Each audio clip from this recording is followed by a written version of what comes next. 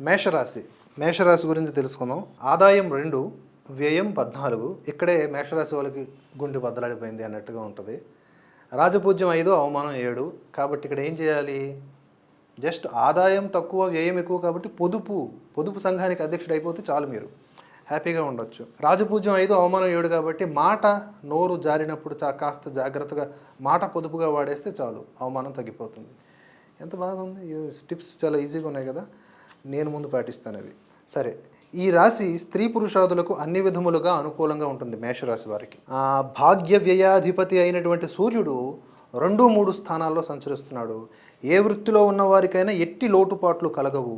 వీరికి అన్ని విధాలుగా తగినంత ఆదాయం చేతికొస్తుంది. వ్యవహారాలు చేయువారికి జయం. చేయు కార్యాల యందు మంచి నిపుణత.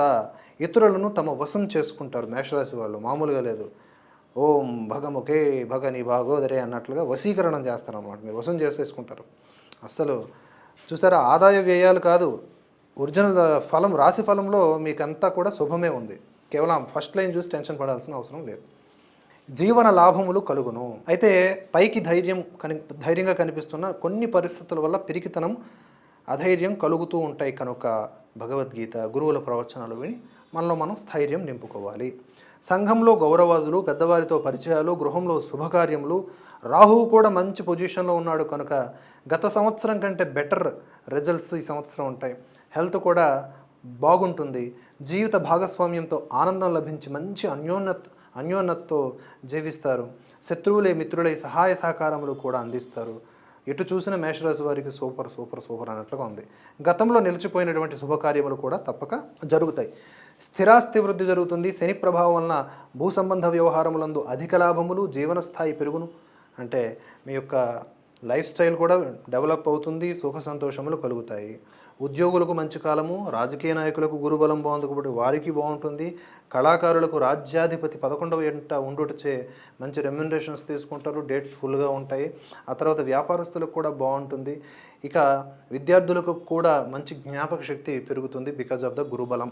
వ్యవసాయదారులకు కూడా మంచి 2 పంటలు కూడా సమృద్ధిగా లభిస్తాయి, ఎందుకంటే శని 11వ ఇంట ఉన్నారు కనుక. స్త్రీలకు మాత్రం కొన్ని జాగ్రత్తలు ఇందులో చెప్పబడి ఉన్నాయి. ఎందుకంటే శని ప్రభావం వల్ల కొంత మనశ్శాంతి ఉండదు. అప్పుడు ఎవరైతే మేషరాశి ఉన్న స్త్రీలు ఉంటారో వారి కుటుంబంలో మిగతా పురుషులు వాళ్ళందరూ కూడా, కుటుంబం అంతా కూడా వారికి కాస్త ధైర్యము అలాంటివి చెప్పి, ఎందుకంటే హెల్త్ ప్రాబ్లమ్స్ కూడా వచ్చే అవకాశం ఉందని ఇందులో ఉంది.